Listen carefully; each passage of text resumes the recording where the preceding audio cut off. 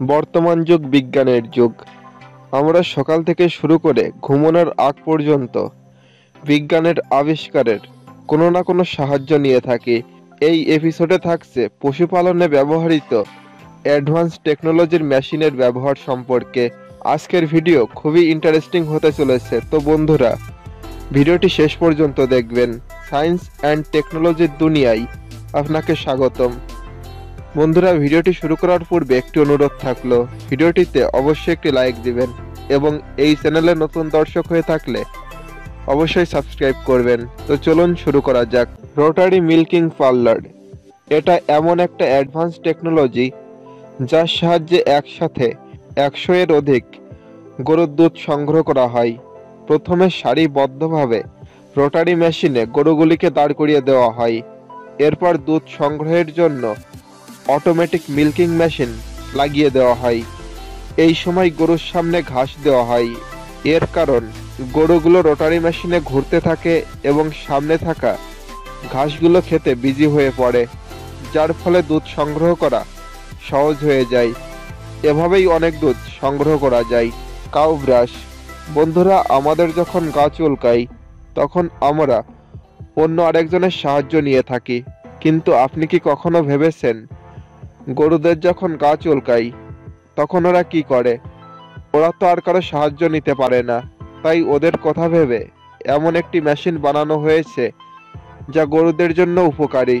এই automatic brush গরুদের message করার জন্য ব্যবহার করা হয়ে থাকে। যখনই গরুর কোনো সমস্যা হয় তখনই ওই গরুটি এই মেশিনের কাছে এসে নিজের বডিকে রিল্যাক্স করে নেয়। এটি এমনই একটি মেশিন যার দ্বারা গরুটি কোনো মানুষের সাহায্য ছাড়াই নিজেই বডিকে ম্যাসেজ করে নেয়। হুফ ক্লিনিং মেশিন, গরুর খুর পরিষ্কার করার জন্য এই মেশিনটির ব্যবহার করা হয়ে থাকে। প্রথমে গরুটিকে মেশিনে সেট করা হয়, এরপর গরুর পা লক করে দেওয়া হয়। এরপর মেশিনের সাহায্যে খুর পরিষ্কার করা হয়, আর যদি কোনো ইনজুরি হয় সেটাও ঠিক করে দেওয়া হয়।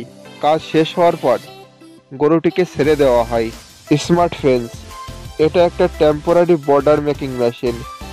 এটাতে কিছু কেবলের মাধ্যমে গবাদি পশুর একটি টেম্পোরারি বর্ডার তৈরি করা হয়, যাতে পশুগুলো নির্দিষ্ট একটি গণ্ডির ভেতরে থাকে এবং এদিক ওদিক চলে যেতে না পারে। বর্ডার বানানোর পর কেবলগুলোতে হালকা কারেন্ট যুক্ত করা হয়, যাতে গরুগুলো বর্ডার ক্রস করার সময় শক্তের মাধ্যমে পিছিয়ে আসে। ফিট পুশ আপ, আমরা জানি সাধারণত গরু যখন খাবার খায় তখন চারিদিকে ছড়িয়ে ছিটিয়ে ফেলে, কিন্তু এই ফিট পুশ আপ এমন একটি টেকনোলজি যার সাহায্যে গরুগুলিকে খাবার দেওয়া হয়। গরু যখন খাওয়ার সময় খাবার ছড়িয়ে ছিটিয়ে ফেলে তখন এই মেশিনের সাহায্যে গরুগুলিকে কোনো রকম ডিস্টার্ব করা ছাড়াই খাবারগুলিকে সামনে এনে দেওয়া হয়। মিল্ক এক্সপ্রেস, অ্যাডভান্স টেকনোলজির এই মেশিনটি গরুর বাছুরের ফিডিং করার জন্য ব্যবহার করা হয়ে থাকে। এই মেশিনটির ট্যাঙ্কিতে দুধের সাথে সাথে কিছু নিউট্রিশন ও মিনারেল ওয়াটার যোগ করা হয়। বাছুরগুলির মাঝে যখন মেশিনটি রাখা হয় তখন মানুষের সাহায্য ছাড়াই দুধ পান করতে থাকে, যেমন করে বাছুরগুলি তার মায়ের কাছ থেকে দুধ পান করে থাকে। শুধু পার্থক্য হলো এখানে টেকনোলজির ব্যবহার করা হয়েছে। শিপ হ্যান্ডেলিং, এই মেশিনটির বানানো হয়েছে ভেড়াদের ট্রিটমেন্ট করার জন্য। এই মেশিনে একটি লাইন আছে যার মাধ্যমে ভেড়াগুলি সারিবদ্ধভাবে আসতে পারে। এই মেশিনে এমন একটি সেন্সর লাগানো আছে, যখন ভেড়া মেশিনের ভেতরে আসে তখন এই মেশিনটি ভেড়াটিকে আটকে দেয়। এরপর ভেড়ার ট্রিটমেন্ট শুরু হয়।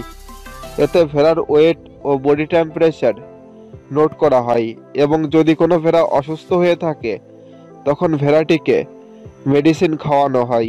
শিপ শেয়ারিং, বেশিরভাগ ভেড়াকে পালন করা হয় ভেড়ার লোম বিক্রি করার জন্য। এই ভিডিওটি দেখুন কিভাবে মেশিনের মাধ্যমে ভেড়ার লোম পরিষ্কার করা হচ্ছে। এটা দেখে আপনার মনে হবে এটা খুবই পেইনফুল একটি প্রসেস। এইভাবে সংগৃহীত ভেড়ার লোম দিয়ে মানুষের জন্য গরম কাপড় তৈরি করা হয়ে থাকে, যা মানুষের জন্য খুবই আরামদায়ক হয়ে থাকে। ফিসেস স্ক্র্যাপার, গরুর ফার্মে যখন অনেক ময়লা আবর্জনা ও গোবর হয়ে থাকে তখন এগুলোকে পরিষ্কার করার জন্য এই মেশিনটির সাহায্য নেওয়া হয়ে থাকে।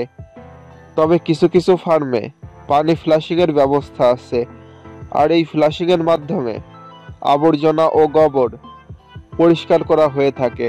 বন্ধুরা, কোন মেশিনটি আপনার কাছে সবচেয়ে ভালো লেগেছে তা অবশ্যই কমেন্ট বক্সে জানিয়ে দিন এবং শেয়ার করুন আপনার বন্ধুদের সাথে।